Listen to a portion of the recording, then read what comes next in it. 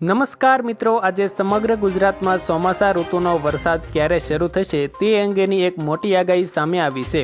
આજે બપોરે મિત્રો સૌરાષ્ટ્ર પંથકોના દરિયાકાંઠે તોફાની પવન ફૂંકાયો હતો, જેના કારણે હવે ગુજરાતમાં ચોમાસું શરૂ થવામાં વાર નથી, કારણ કે આ તોફાની દરિયાનો પવન હવે ગુજરાતમાં ભારે વરસાદ લાવશે। તો મિત્રો, આજે આપણે આ વિડીયોમાં આ વર્ષે ગુજરાતના કયા ભાગોમાં કેટલો અને કેવો વરસાદ પડશે, કેવો પવન ફૂંકાશે અને આવનારા દિવસોમાં ગુજરાતના કયા જિલ્લા સાથે વાવાઝોડું ટકરાવવાનું છે તે દરેક હવામાન સમાચારો વિશે વાત કરીશું। પરંતુ મિત્રો, આ વિડીયો શરૂ કરીએ એ પહેલાં આ વિડીયોની નીચે એક હાઇપ કરવાનું બટન હશે, તેને જરૂરથી દબાવી દેજો, જેથી તમને દરરોજ વરસાદના સમાચારો મળી જશે। જો મિત્રો તમને આ વિડીયો પસંદ આવે તો વિડીયોને તમારી એક લાઇક અને ચેનલને સબસ્ક્રાઇબ પણ જરૂરથી કરી દેજો। તો મિત્રો, આજે સૌપ્રથમ વાત કરીએ તો હાલ ગુજરાતની નીચે અરબ સાગરમાં એક મોટું વરસાદી વાવાઝોડું સક્રિય થયું છે, જે ગુજરાતથી ખૂબ દૂર હતું, પરંતુ 20 તારીખથી તોફાની પવન ફૂંકાવાનું શરૂ થયું છે, એટલે પવનની દિશા સાથે આગળ વધીને 30 તારીખ આસપાસ આ વાવાઝોડું ગુજરાતના દરિયા કિનારે ત્રાટકશે। આ વાવાઝોડાને કારણે સૌરાષ્ટ્રના દરિયા કિનારે તોફાની પવન અને વરસાદના કારણે લોકોને ગરમીમાંથી રાહત મળશે। મિત્રો, આજની આગાહી પ્રમાણે વર્ષ 2026માં સૌરાષ્ટ્ર પંથકોમાં વધારે વરસાદની આગાહી કરવામાં આવી છે, કારણ કે મિત્રો અત્યારે સૌરાષ્ટ્ર પંથકોની આસપાસ ભારે વરસાદી સિસ્ટમો જોવા મળી રહી છે, જે આગળ વધીને સૌરાષ્ટ્રના દરિયા કિનારે ટકરાશે। ત્યાર પછી મિત્રો બંગાળની ખાડી નજીક એક મોટું વરસાદી વાવાઝોડું શરૂ થયું છે, તે પણ આગળ વધીને ગુજરાતના સૌરાષ્ટ્રના દરિયા કિનારે ટકરાશે, એટલે આ વર્ષે સૌરાષ્ટ્રના ભાગોમાં વધારે વરસાદ પડે તેવી સંભાવના છે। હવામાન વિભાગે જણાવ્યું છે કે આ વર્ષે ચોમાસા ઋતુના વરસાદની શરૂઆત પણ સૌરાષ્ટ્રના દરિયાકાંઠેથી થવાની છે। આજે હવામાન વિભાગે જણાવ્યું છે કે સમગ્ર ગુજરાતમાં 1 જૂન આસપાસ ચોમાસું શરૂ થઈ શકે છે, કારણ કે અત્યારે પશ્ચિમ બાજુના દરિયામાંથી તોફાની પવનો ફૂંકાઈ રહ્યા છે, જેના કારણે આ દરિયાના ઠંડા પવનો હવે ગુજરાતમાં ભારે વરસાદ લઈને આવશે, જેના કારણે હવે સમગ્ર ગુજરાતમાં 1 જૂન આસપાસ ચોમાસું શરૂ થવાનું છે। હાલ બંગાળની ખાડી બાજુથી ગુજરાતમાં 2 મોટા વરસાદી વાવાઝોડા આગળ વધી રહ્યા છે, જેના કારણે આ વર્ષે ગુજરાતના અમુક ભાગોમાં પૂર આવશે। અત્યારે સૌરાષ્ટ્ર પંથકોના વેરાવળ, સુરત અને જામનગર નજીક ભારે વરસાદ જોવા મળી રહ્યો છે, જેના કારણે આ વિસ્તારોમાં હવામાન વિભાગે માવઠાનું રેડ એલર્ટ મૂકવામાં આવ્યું છે। હાલ મિત્રો અરબ સાગરમાં રહેલું વાવાઝોડું કેરળમાંથી પસાર થઈ ગયું છે, જેના કારણે 2 દિવસથી કેરળમાં તોફાની વરસાદ પડી રહ્યો છે।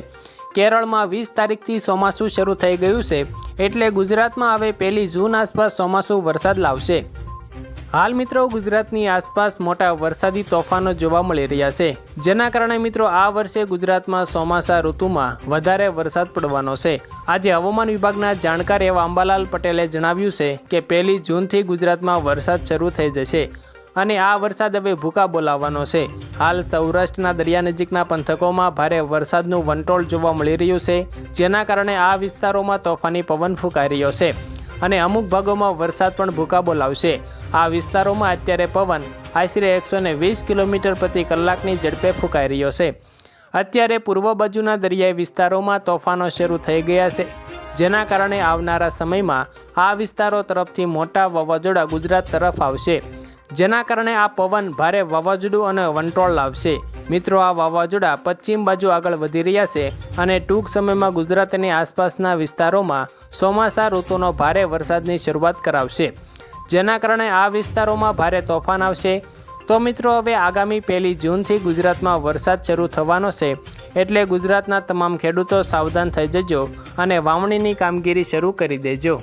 મિત્રો, ત્યાર પછીના કેટલાક મહત્વના હવામાન સમાચારો ઉપર એક નજર કરીએ તો ગુજરાતમાં કાળઝાળ ગરમી વચ્ચે હવે હવામાનના મિજાજમાં મોટો પલટો આવવાના સંકેતો મળી રહ્યા છે।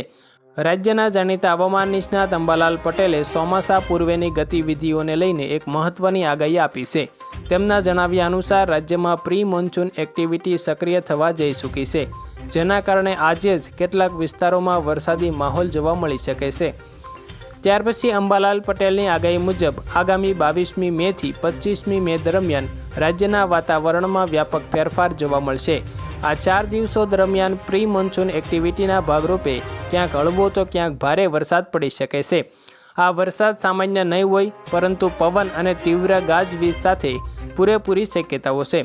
ભર ઉનાળે આકાશમાં વાદળો ઘેરાતા ગરમીથી આંશિક રાહત મળી શકે છે, પરંતુ પવનના કારણે સ્થાનિક સ્તરે સાવચેતી રાખવી પણ જરૂરી બનશે.